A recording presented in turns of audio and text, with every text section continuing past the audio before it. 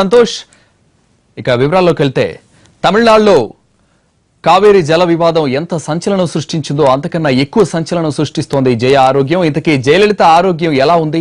ఆరోగ్యంగా ఉంటే ఆమె వీడియో ఫోటోలను విడుదల చేయాలంటూ ప్రతిపక్షాలు గగ్గోలు పెడుతుంటే జయాభిమానులు మాత్రం నాలుక కోస్తామన్న బెదిరింపులు. ఇంతకీ జయకు ఏమైంది?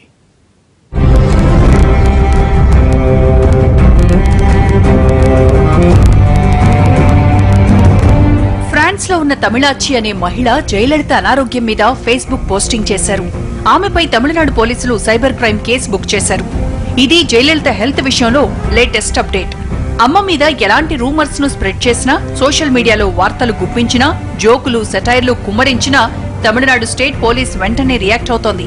జయ ఆరోగ్యంపై కామెంట్ చేసిన వాళ్ళెక్కడున్నా వదలకుండా కేసులు బుక్ చేస్తోంది.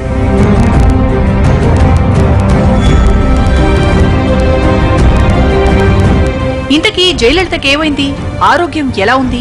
వారం 10 రోజులుగా అపోలో ఆసుపత్రిలో ఎందుకుంది అంటే అపోలో వర్గాల నుంచి మాత్రం ఆమె ఆరోగ్యం కుదురుగానే ఉంది, విశ్రాంతి కోసమే ఆసుపత్రిలో ఉంచామని, అంతకన్నా మరేం లేదని అంటున్నారు.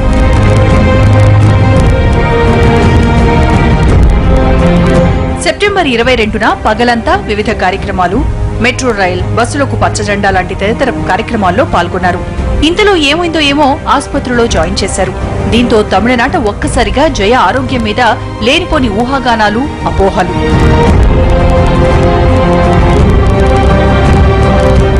ఇంతకీ జయ ఆసుపత్రిలో ఎందుకు చేరారని ఆరా తీస్తే జయలలిత గతంలో ఎన్నడూ లేనంతగా అలసిపోయారన్నది జయ కోటరీ నుంచి వినిపిస్తున్న మాట. వరుసగా 35 రోజుల పాటు అసెంబ్లీ సమావేశాల్లో పాల్గొని ప్రతిపక్ష డీఎంకేతో తీవ్రంగా పోరాడారని, పైపెచ్చు చారిత్రకంగా రెండోసారి గెలిచిన ఒత్తిడి, కొత్త ప్రాజెక్టులు, ఇతర తీర్మానాలతో సతమతమయ్యారని, ఇవే ఆమెను తీవ్ర ఒత్తిడికి గురిచేశాయని అంటున్నారు. ప్రస్తుతం గత వారం 10 రోజులుగా జయ అపోలో ఆసుపత్రి నుంచి అన్ని కార్యక్రమాలను చక్కదిద్దుతున్నారు. ఈ నెల 17, 18 తేదీలో లోకల్ బాడీ ఎలక్షన్లు జరగనున్నాయి. ఇంత ఒత్తిడిలోనూ మొదట అభ్యర్థులను ప్రకటించిన పార్టీ జయ నాయకత్వంలోని అన్నాడీఎంకేగా పేరు సాధించింది. అంతేకాదు కావేరీ వివాదం, సుప్రీం తీర్పు తదితరాల మీద కూడా ఎప్పటికప్పుడు అపోలో ఆసుపత్రి నుంచి గవర్నమెంట్ ప్రెస్ నోట్లు రిలీజ్ అవుతున్నాయి.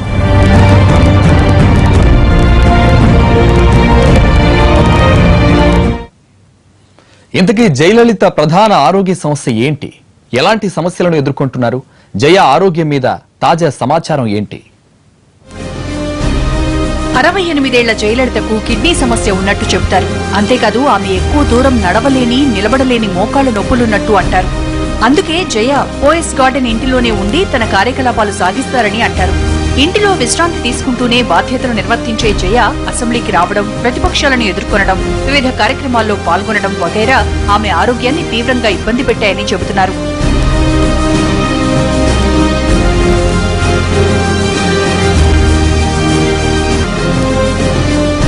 జయ ఊపిరితిత్తులకు ఇన్ఫెక్షన్ సోకడంతో శ్వాస తీసుకోవడం కష్టంగా ఉందని, దీంతో ఆమెను వెంటిలేటర్ మీద ఉంచారని, తర్వాత కాస్త కోలుకోవడంతో వెంటిలేటర్ తీసేశారని అన్నాడీఎంకే ముఖ్య నాయకుడు అన్నట్టు వార్తలొచ్చాయి. ఇవన్నీ అంచనాలు మాత్రమే. ఇటు ఆసుపత్రి వాళ్లు కానీ, అటు ఆమె బంధుమిత్రులు, ఇతర అభిమాన గణాలు కానీ జయ ఆరోగ్య పరిస్థితి ఇది అని తేల్చి చెప్పలేకపోతున్నారు. వయసు రీత్యా ఏదో ప్రధాన అనారోగ్య సమస్య ఉండే ఉంటుంది. దానికి తోడు జయలలిత సీఎం స్థాయి వ్యక్తి కావడం వల్ల ఎంత వద్దన్నా తీవ్ర ఒత్తిడి, దాని ద్వారా ఏదో ఒక అనారోగ్యం ఏర్పడే అవకాశం లేకపోలేదు. కాబట్టి అదేమిటో బయటపెట్టాలని అంటారు ప్రతిపక్ష నేతలు. జయలలిత తాజా ఫోటో బయటపెట్టాల్సిందేనంటారు డీఎంకే అధినేత కరుణానిధి. తనకెంత అనారోగ్య పరిస్థితి ఉన్నా దాపరికాలుండవని, అలాంటిది జయలలిత తన ఆరోగ్య స్థితి మీద ఇంత సస్పెన్స్ మెయింటైన్ చేయడం ఏంటన్నది కళంగర్ వాదన. పీఎంకే నేత రామ్దాస్ అయితే వీడియో రిలీజ్ చేయాల్సిందేనని పట్టుబడుతున్నారు.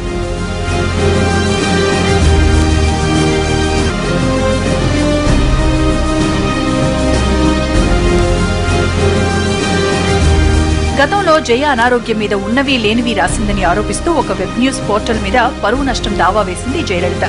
దీనిపై సుప్రీం జయలలిత మీద రివర్స్ కామెంట్ చేయడం కూడా జరిగింది. మొత్తంగా తమిళనాడు మొత్తం కావేరీ జలాల విడుదల విషయంలో ఉండాల్సిన అలజడులు జయలలిత ఆరోగ్యం మీద కొనసాగుతున్నాయి. అసలే పార్టీలో 1, 2, 3 స్థానాలు అమ్మవి.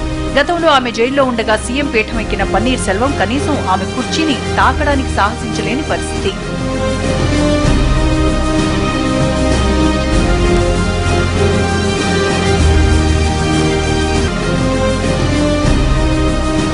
జయలలిత కూడా తన అభిమానుల్లో మరింత నమ్మకం పెంచేందుకు ఎప్పటికప్పుడు హెల్త్ బులెటిన్లు రిలీజ్ చేస్తున్నారు. కావేరీ జలాల విషయంలో ఢిల్లీలో జరిగిన సమావేశంలో తాను హాజరు కాకుండా టేపుల ద్వారా వాణి వినిపించారు. అంతేకాదు ప్రభుత్వ రంగ సంస్థల ఉద్యోగులకు 476 కోట్ల బోనస్ గా ప్రకటించి అంతా నార్మల్ అన్న సంకేతాలు ఇస్తున్నారు.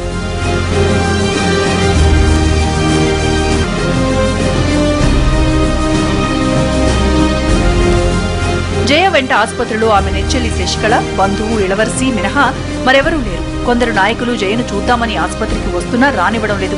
ఆరోగ్యం బాగానే ఉన్నట్టయితే ఫోటోలు ఎందుకు విడుదల చేయడం లేదు? ఇలా విడుదల చేస్తే ఉత్కంఠ తొలగుతుందని సలహాలిస్తున్నారు కొందరు సొంత పార్టీ నేతలు. వాస్తవానికి జయ స్థాయి రాజకీయ నాయకులు ఆసుపత్రి పాలైనప్పుడు ఫోటోలను విడుదల చేస్తుంటారు. కానీ ఇక్కడ అలాంటిదేం చేయడం లేదు. అన్ని సవ్యంగా జరుగుతున్నాయి కాబట్టి అమ్మ సేఫ్ అని ఎవరికి వాళ్లు ఊహించుకోవాలి తప్ప సాక్ష్యాధారాలు ఇవ్వడం సాధ్యం కాదని తెగేసి చెబుతోంది జయవర్గం.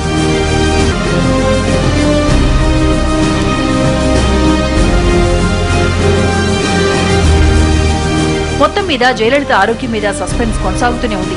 దానికి తోడు మొన్న మధ్య కలాం అంత్యక్రియలకు అనారోగ్య కారణాల వల్ల హాజరు కాలేనని ప్రకటన చేశారు జయలలిత.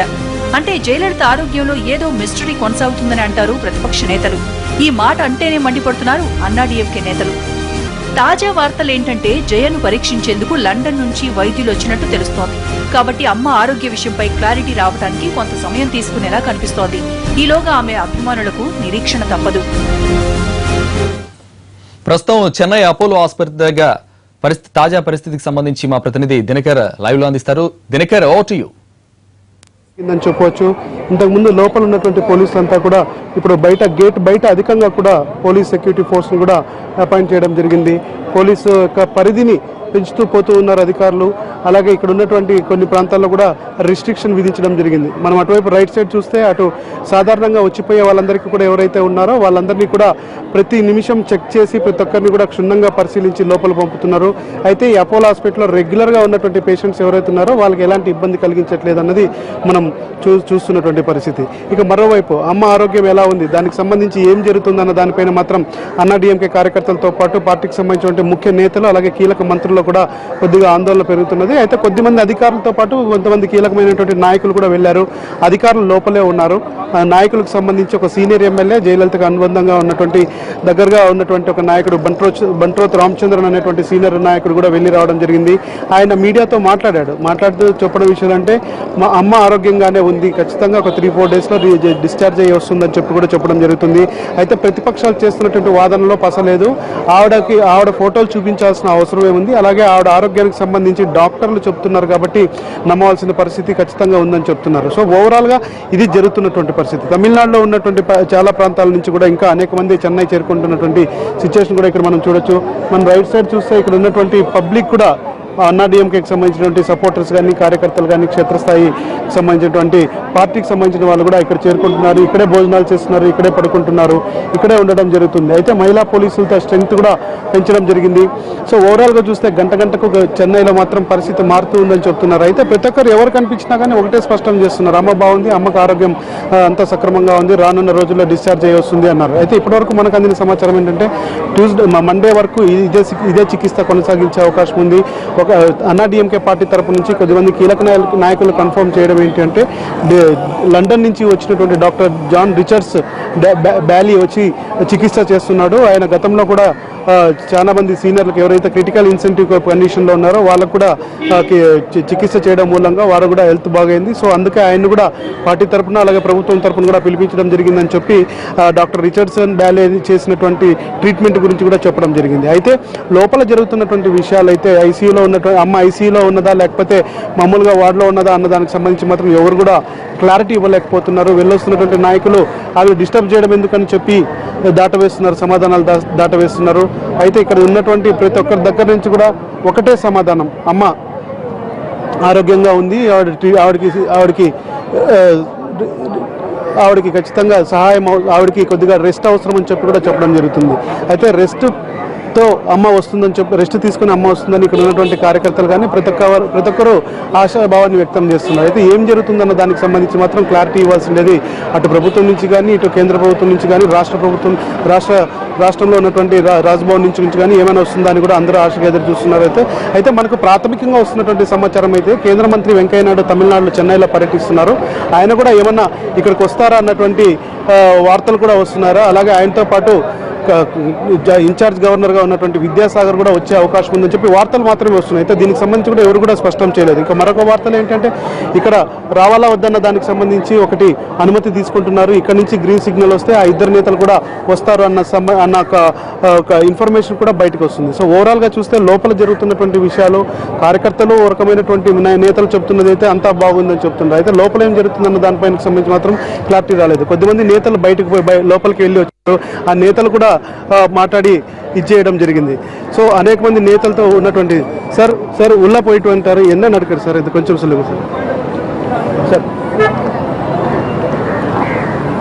అయితే అన్నాడీఎంకే కార్యకర్తలు అంటే క్రమశిక్షణ ఉన్నటువంటి నాయకులు. దానికి సంబంధించి ఏ విషయాన్నైనా కానీ పార్టీకి సంబంధించి విషయాలను బయట పెట్టాలంటే ఒక అధికార ప్రతినిధులు తప్ప తర్వాత లేదా హైకమాండ్ మాట్లాడితే తప్ప ఎవరు మాట్లాడలేనటువంటి పరిస్థితి. లోపలికి వెళ్ళిన వాళ్ళు ఏం చూశారన్నది బయటకు చెప్పలేనటువంటి సిచ్యుయేషన్ ఉంది కనుక సో ఏం జరుగుతుందన్నది మాత్రం వేచి చూడాల్సిన పరిస్థితి ఉంది.